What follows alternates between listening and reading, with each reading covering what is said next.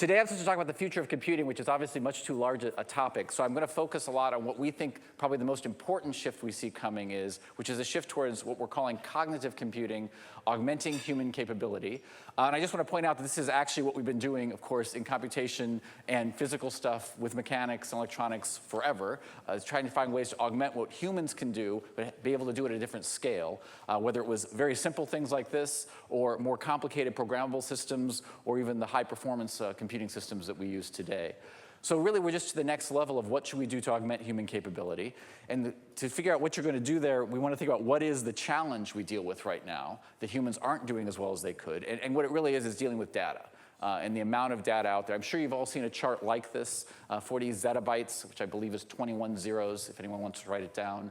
And also the nature of the data that's coming out is changing tremendously. So whereas the enterprise data at the bottom, we have been very efficient at utilizing, and our current systems are actually very efficient at analyzing structured data in databases and warehouses and such. The actual growth in data is really in other forms of data that's very unstructured in most cases, and of course isn't necessarily even text or numbers, but can be images, voice, sensor information, et cetera.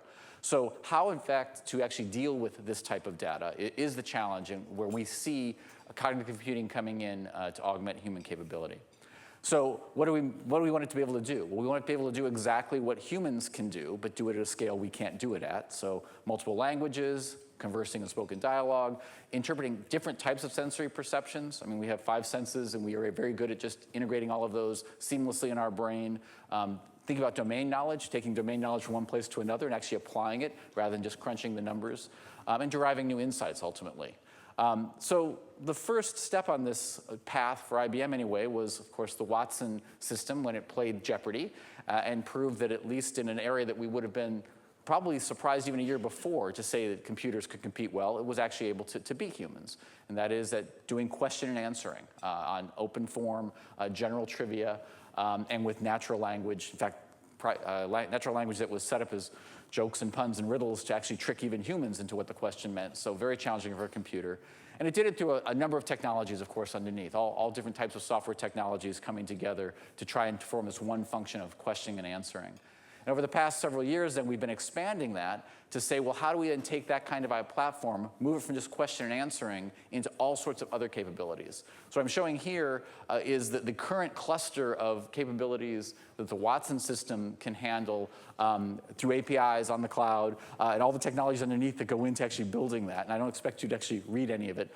But the point is that as we think about cognitive computing, it's not going to be just a single system that gets built that is able to then think like a brain, at least not any time in the near future, but rather lots of different types of interactions, lots of different types of algorithms, analytics, lots of different data sets coming in, and all applied then to the specific problem in a domain.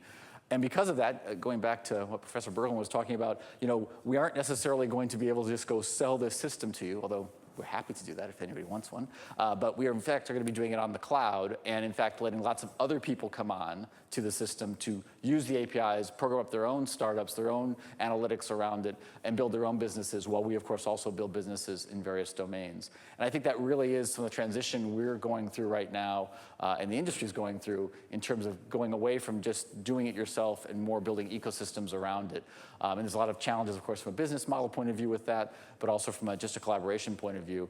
So hopefully one of the things that forums like this can do is get people talking about what are the challenges they see and where we can sort of fill in for each other in different parts of the ecosystem. With that in mind, I'm actually going to talk less about the Watson we have right now and more about where we see it going. So what are the things that we need to actually do right now? So one of the things that we do is deal with lots of different types of data, as I was saying. So the Watson Discovery Advisor, for example, can help us think about text, figures, and chemistry and apply it to different domains. And the example I'm showing here was from our own research lab initially, which was how could we help the pharmaceutical industry in their R&D methods. So right now, 12 to 15 years to bring a drug to market. It's billions of dollars per drug and 90% fallout rate. So clearly a very difficult prospect. At the same time, there's all these publications coming out, lots of research out there.